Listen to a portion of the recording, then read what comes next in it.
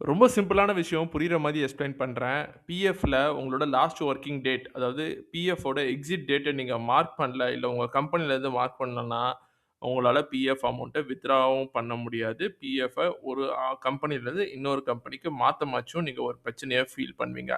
இத தெரிஞ்சுக்கிட்ட இந்த இபிஎஃப்ஓ என்ன பண்ணாங்கன்னா, நம்பளோட நம்பளோட எக்ஸிட் டேட்ட ஒரு கம்பெனி கிட்ட ஒரு எம்ப்ளாயி வெயிட் பண்ணிட்டு இருக்கணும்னு அவசியம் கிடையாது. அந்த எம்ப்ளாயி எப்ப நெனச்சாலும் போய் மாத்திக்கலாம் அப்படின்னு சொல்ட்டு, இவங்களே வந்துட்டு பிஎஃப்போட எக்ஸிட் டேட்ட மார்க் பண்றதுக்கான ஒரு ஆப்ஷன் வச்சாங்க. அந்த பிஎஃப்போட எக்ஸிட் டேட்ட மார்க் பண்றதுக்கான ஆப்ஷன் என்ன?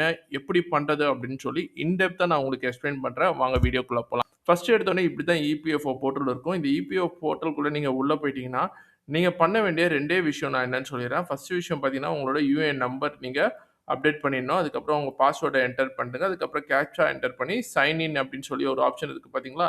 இந்த சைன் இன் ஆப்ஷன கிளிக் பண்ணுங்க. இந்த சைன் இன் ஆப்ஷன கிளிக் பண்ணி உள்ள போனீங்கன்னா, உள்ள போனதுக்கப்புறம் உங்களோட ப்ரொஃபைல் வந்து இப்படி தான் ஓப்பன் ஆகும்.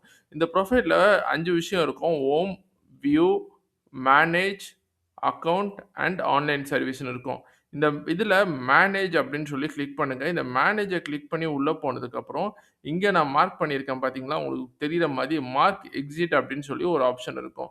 இந்த மார்க் எக்ஸிட் சொல்றத கிளிக் பண்ணுங்க. கிளிக் பண்ணி உள்ள போனதுக்கப்புறம், இப்படி ஒரு டேப் உங்களுக்கு ஓப்பன் ஆகும். இந்த டேப்ல டேட் ஆஃப் பர்த் இருக்கும், டேட் ஆஃப் ஜாயினிங் இருக்கும். டேட் ஆஃப் ஜாயினிங் என்ன டேட்ன்னு சொல்லி பாருங்க.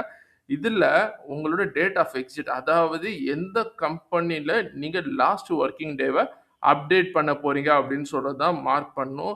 நீங்க தப்பா எதையுமே மார்க் பண்ணலங்க. ஏன்னா இது வந்து திருப்பி நீங்க வந்து சேஞ்ச் பண்ணணும்னா ரொம்ப கஷ்டப்படுவீங்க.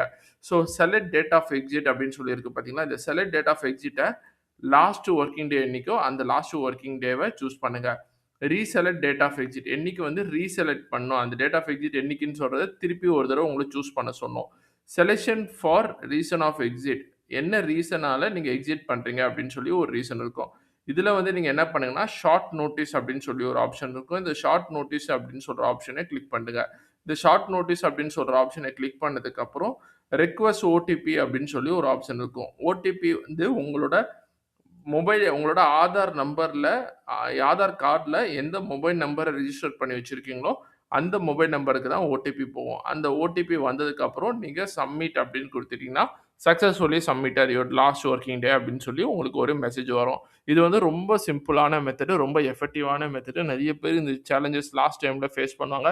என் கம்பெனிய போய் திருப்பி திருப்பி கேட்டிருப்பாங்க. எனக்கு லாஸ்ட் வொர்க்கிங் டே அப்டேட் பண்ணல. எனக்கு லாஸ்ட் வொர்க்கிங் டே அப்டேட் பண்ணல. என் பிஎஃப் எக்ஸிட் டேட் அப்டேட் பண்ணல. என்னால பிஎஃப் அமௌண்ட் எடுக்க முடியல அப்படின்னு சொல்லி புலம்பி தீர்க்கிறவங்க நெறைய பேர் இருக்காங்க. இந்த சிம்பிளான மெத்தட யூஸ் பண்ணி உங்களோட பிஎஃப்போட லாஸ்ட் வொர்க்கிங் டே, அதாவது பிஎஃப்போட எக்ஸிட் டேட்ட நீங்களே மார்க் பண்ணியிருக்கலாம். இன்னொரு நல்ல வீடியோல நான் உங்கள பார்க்குற வரைக்கும் tata, bye bye, take care.